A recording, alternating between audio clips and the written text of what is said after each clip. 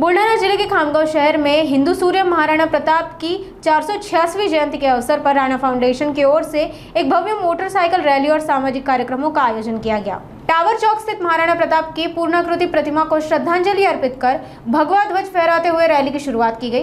ये रैली शहर के प्रमुख मार्गों से होती हुई नांदुरा रोड स्थित संत तुकाराम सभागृह में संपन्न हुई।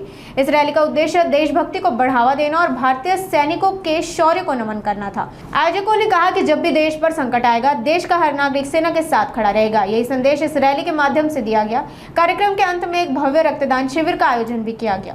हिंदू सूर्य, हिंदू स्वाभिमान महाराणा प्रताप सिंह यांची आज तिथीनुसार 486वी जयंती। सालाबादप्रमाणे याही वर्षी समाजभूषण आमचे पिताश्री जवळपास 1965 पासून महाराणा प्रताप सिंह जयंती साजरी करतात। त्यामध्ये कबड्डीचे सामने, कुस्त्यांचे सामने व विविध सांस्कृतिक कार्यक्रम ते घेतात। त्यानिमित्ताने आज खामगाव शहरामध्ये भव्य दिव्य एका हातामध्ये केसरी ध्वज व दुसऱ्या हातामध्ये तिरंगा झेंडा घेऊन जे आपले भारताचे तिन्ही दलाचे सैनिक आहेत, ज्यांनी शौर्य व पराक्रम दाखवून पाकिस्तानाला अद्दल घडवली, त्यांचा उत्साह वाढावा व त्यांच्या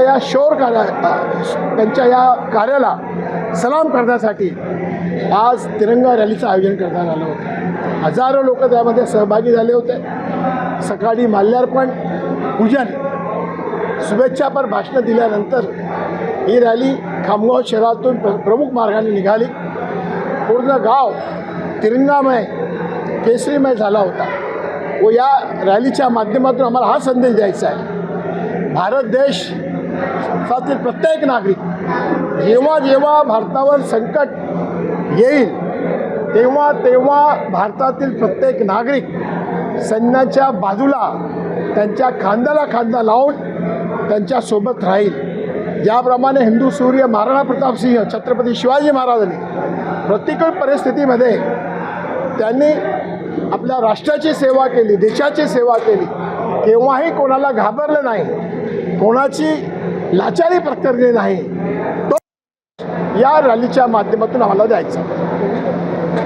जयंतीच्या अनुषंगाने भव्य रक्तदान शिबिर व त्याप्रमाणे 12वी व 10व्या वर्गामध्ये ज्या विद्यार्थ्यांनी चांगल्या प्रकारचे मार्क मिळवले व अनेक खेळामध्ये ज्या तरुणांनी चांगलं प्रदर्शन केलं त्यांना पारितोषिक मिळाले, त्यांचा व त्यांच्या पाल्यांचा हृदयस्पर्शी सत्कार दरवर्षीप्रमाणे याही वर्षी सानंदा फाउंडेशनच्या वतीनं या ठिकाणी घेण्यात येणार।